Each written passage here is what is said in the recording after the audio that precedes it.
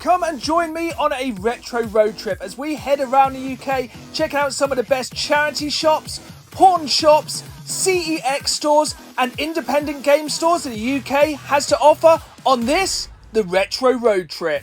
Hello again folks and welcome back to a very special episode. It's the very first episode of a brand new series, the Retro Road Trip. Now this is one of my favourite ways to game hunt, just spending the entire day hitting the road and hitting up as many amazing charity shops, pawn shops, CX stores, independent game stores I can in one day, and that is exactly what we're doing in this, the first episode of the Retro Road Trip. On today's Retro Road Trip, we'll be hitting up Attleborough, then heading through to Thetford, Ipswich and finishing off in Felixstowe.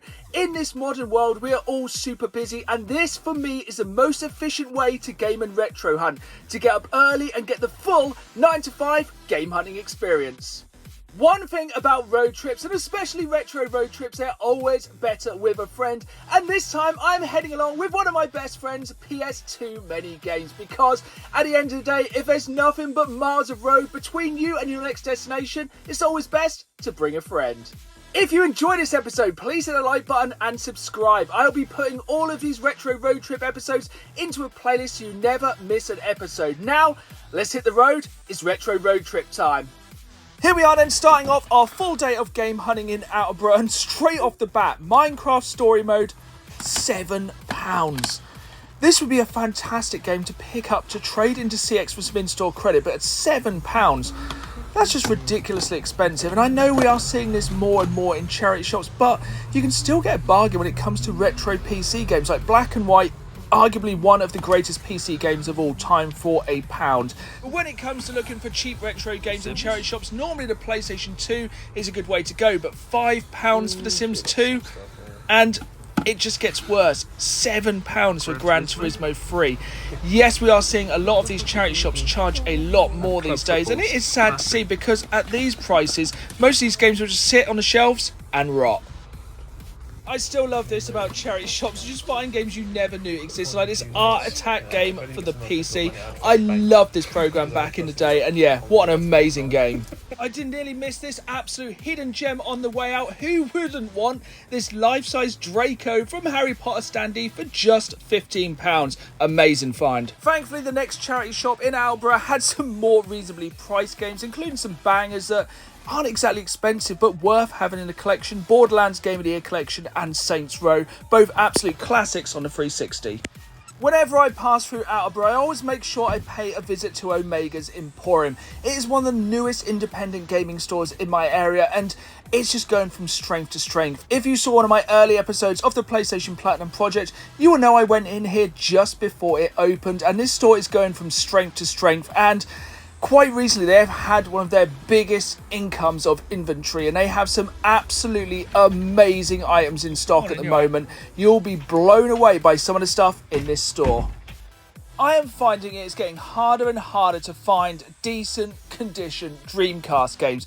Even like the cheap games now, you'll get like a game under £10 and it'll be just absolutely broken case, missing manual and just in terrible condition. But all of the Dreamcast games here in Omega's Emporium are in absolutely fantastic condition, and it's just a great way to pick up some of these Dreamcast games for cheap. Like Hidden and Dangerous is a really good game in amazing condition and just £7.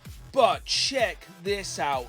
Sealed Metroid and Castlevania for the Game Boy Advance, £65 and £67 respectively. These were very tempting. These are two games I really want for my Game Boy Advance collection, because this is just a great way to go back and play these expensive NES games. And check out these Mega Drive heavy hitters, including Castlevania Bloodlines. Now you may be wondering where this store got these like amazing finds recently. I was talking to the owner of Omega's Emporium, and it turned out they came from a house clearance. And there was literally stacks of these games. He had just started to go through these to get them ready to go out on the shelves in this shop, and we were some of the first people to go through these, and it was a lot. There was so much amazing stuff here. It was like entire collection, like you see here, stacks of PS2 games. There was literal boxes of Mega Drive and SNES games, and the thing is, all of these games were in absolutely amazing condition. Like you can just see here, piles of PS1 games. I think it was a little bit overwhelming for the owner of the shop, because just so much stuff had come in at once. But as a shop owner and even as a buyer and a collector, you just love to see things like this. You love to see things like this. A sealed copy of Kingdom Hearts for the PlayStation 2, £55. I have no idea about the sealed games market. I don't really go out of my way to buy sealed games. If I find one in a charity shop or like at a car boot, yes, I may pick it up. But if you were looking to grade a game, a Disney game sealed, no brainer. As I said, there was stacks of games here and there was nothing else to do. I just had to jump in and get into some of these Mega Drives. I'll just casually move that Castlevania for the Nintendo DS out of the way. You know, this is the thing, you couldn't move in Omega's Emporium without just tripping over bangers. Like, there was, yes, there's some low-level Mega Drive games here, but there was some big, heavy hitters there. You can see just Splatterhouse chilling on the top there, and I can't wait for Omega's Emporium to get all these games out on the shelf. It was really hard, and to be honest, felt a little bit rude kind of going through these boxes, but I will be visiting again. I visit every other month or so because they're just getting in more and more better and better stuff, and it's just a great store. So that was Omega's Emporium in the centre of Attleborough, the first stop on today's retro road trip. And if you are ever in the area, pay it a visit. They are slowly stocking those shelves, and it's just such a good store. It's just absolutely stacked with stock, and even better, they even have TVs and console setups. You can try your games before you buy them. Our next stop was Thetford, which of course meant a trip to the local CEX store and a chance for PS2 mini games to try and find even more PS2 games for his collection, as if you did not already know, he is going for a complete, yes, complete PAL PS2 collection, which is just crazy, but not as crazy as the fact this CEX store leaves some of their games on the shelves in the boxes. I have never seen this before, and it absolutely blew my mind. I have no idea why they do this. It was just on the low value games, but it just blew me away that they have this must trust. But sadly, something that didn't blow me away was the first charity shop we headed to in Thetford, which was a classic charity shop. It just had pretty much 6 or 7 years of FIFA in a row, some old OG Xbox sports games, and really nothing to write home about. But little did I know, the next charity shop we were going to head to had some absolute bargains. And this is what I love about charity shop picking. You never know what you're going to find. And in the very next charity shop, I found these vintage Power Rangers Zords. Now, I have a pretty decent knowledge of retro toys. I don't know specifically about Power Rangers toys, but at £5 each, and these look in fantastic condition, I think these are worth the risk, as it's getting more expensive to retro toy collect, and these are cheap. The next stop on today's retro road trip was Ipswich, and in the heart of Ipswich is this pawn shop cash exchange. Now, from the outside, this looks like any normal cash converters style pawn shop, but when you head for those blue doors, it's anything but normal.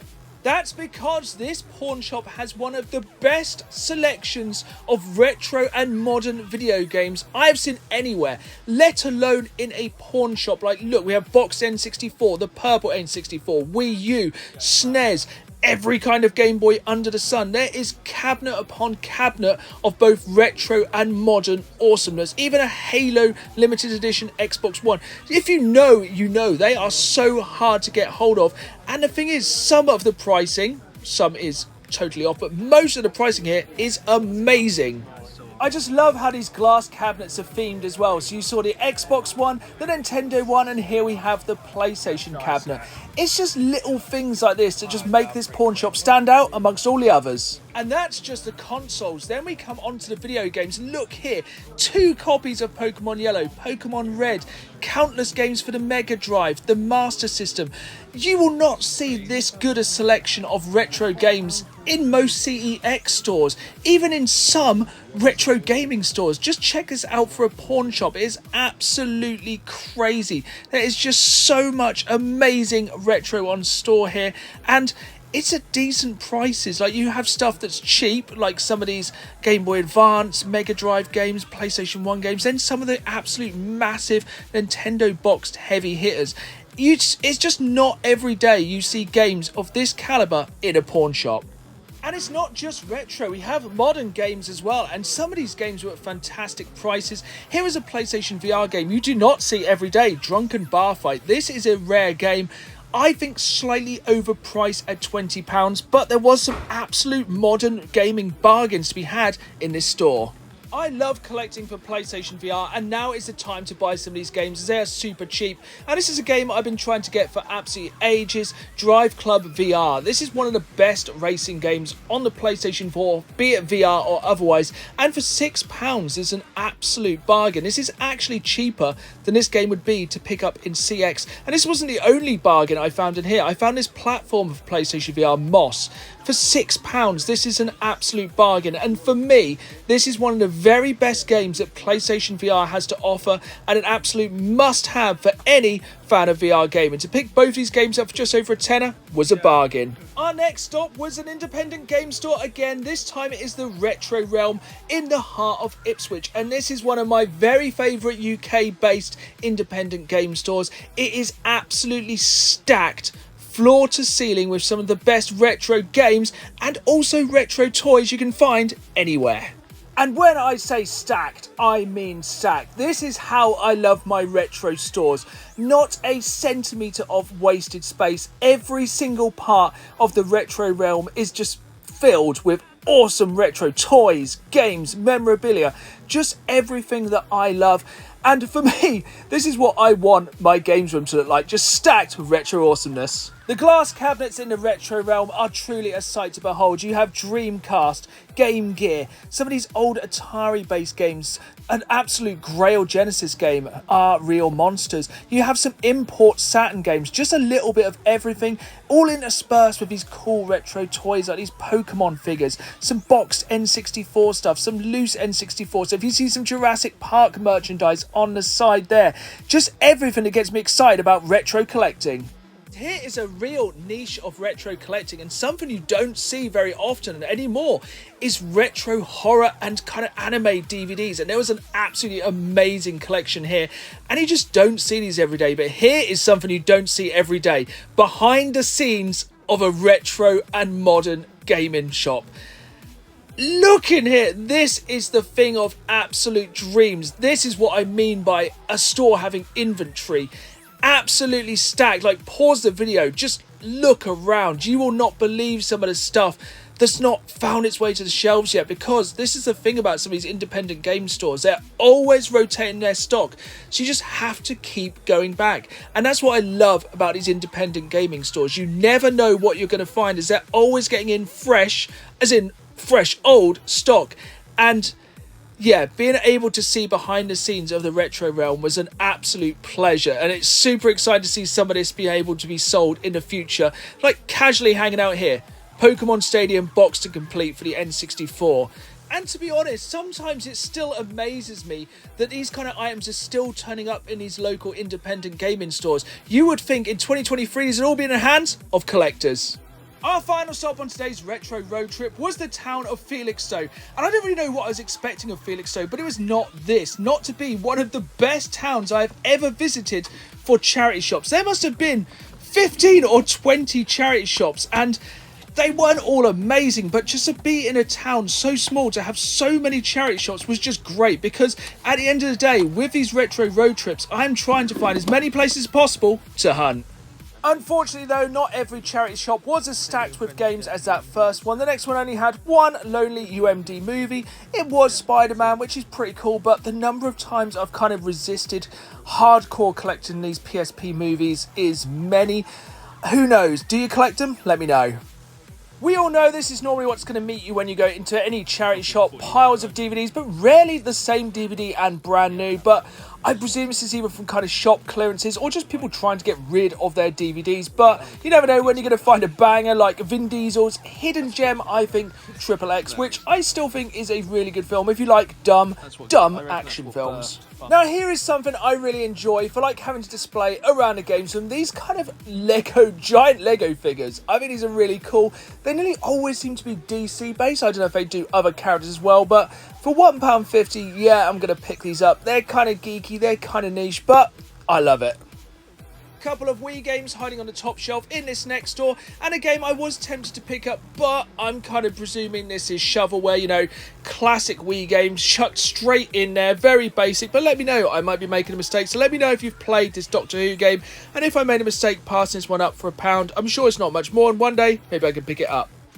Next door, we have a small selection of games, mainly PC games, which I think charity shops are just where PC games go to die. I always forget how many expansions there are for The Sims. Here we have an Xbox 360 game, pretty decent, Hawks 2, but $4.99. I think this is a problem with a lot of charity shops these days.